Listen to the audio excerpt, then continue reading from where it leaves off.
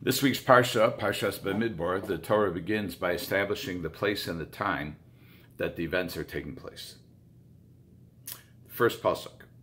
Vaydaber Hashem al Moshe.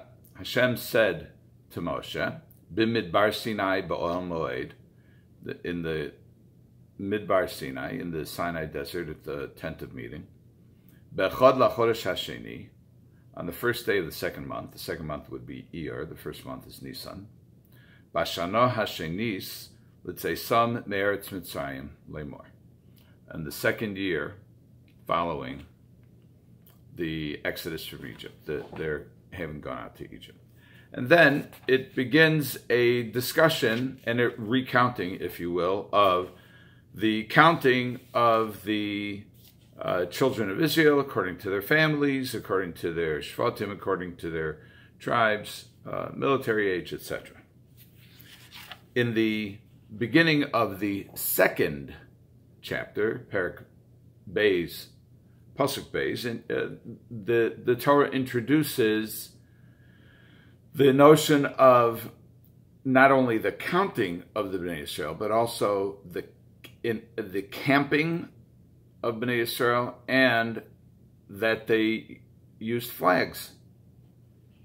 Ish al diglo, each man according to his flag, according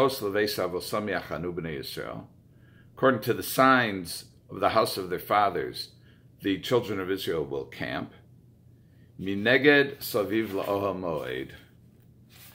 moed yachanu. So they camped around the Ohel Moed, the Mishkan.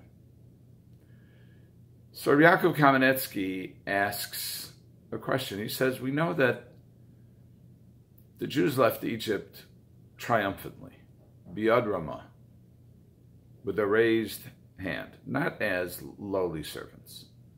And it says, v'chamushim alu, Yisrael, Bnei Yisrael Mitzrayim, that the Jews went up armed from Egypt. So they were not shuffling in a chain gang.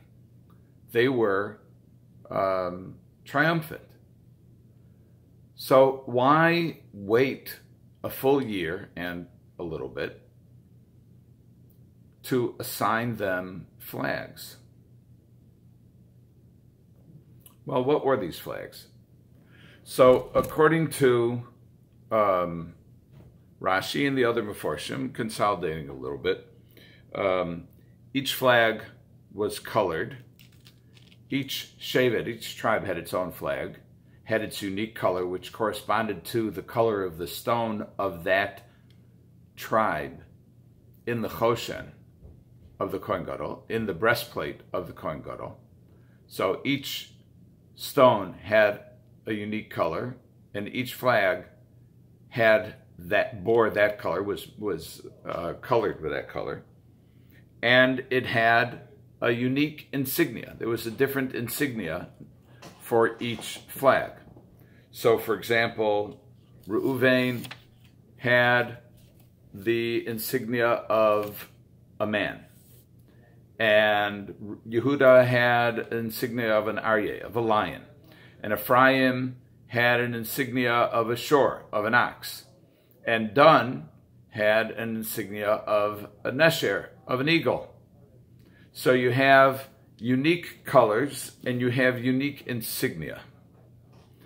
And Rabbi Yaakov observes that when you have colors and you have uniqueness and you have a flag that symbolizes that, you run the risk of identifying so greatly with your group that it leads to a pirud levavos, a separation of hearts, a distancing, emotionally and otherwise, from one's fellow who is not in that tribe.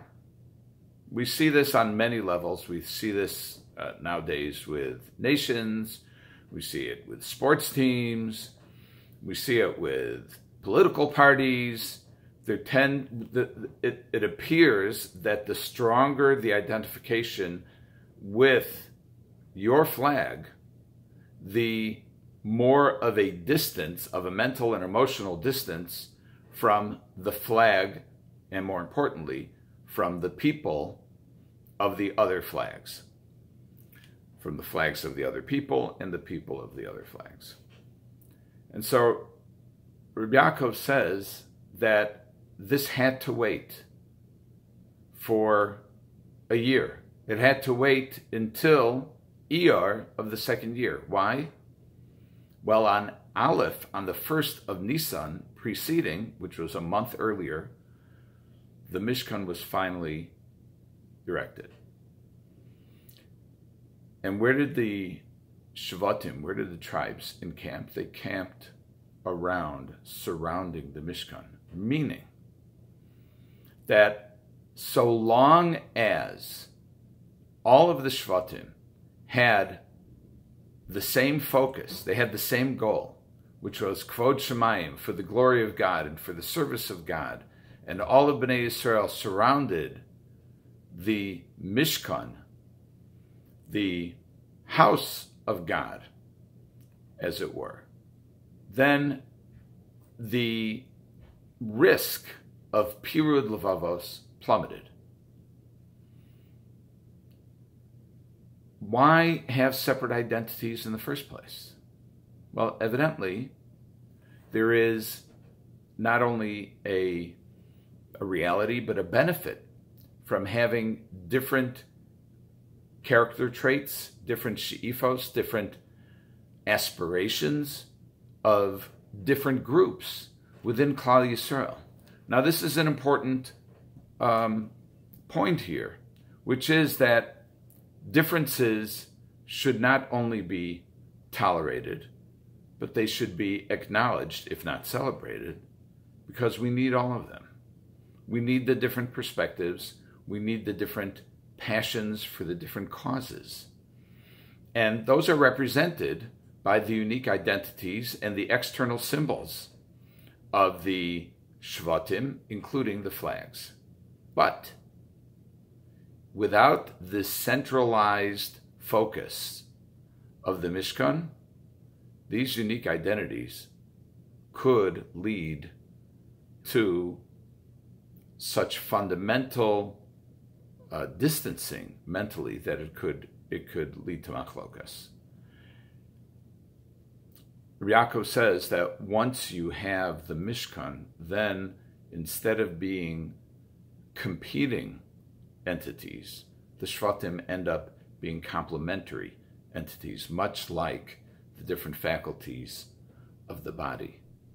He says nobody thinks of the eyes and the ears as being in competition with each other, even though they are completely different faculties of a human being. They complement each other in the service of a greater goal, which is of the person who occupies that body. So we see that there can be differently abled and differently focused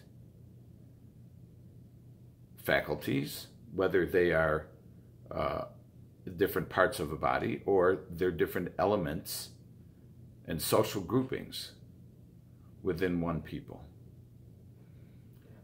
We're in a time now that there are different approaches to many things, even without the extraordinary challenge of the coronavirus and the social distancing and discussing when should minyanim open and what kinds of precautions are prudent and which are excessive. We have different opinions, and while not all of them may be sound, but having the opportunity to express them can lead us to a more refined truth.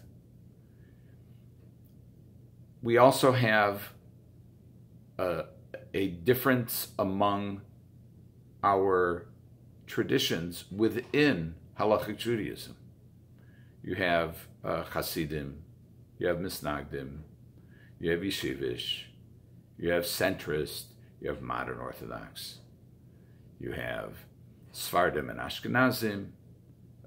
The groups could be identified with even further detail. But the point is of Rabbi Yaakov's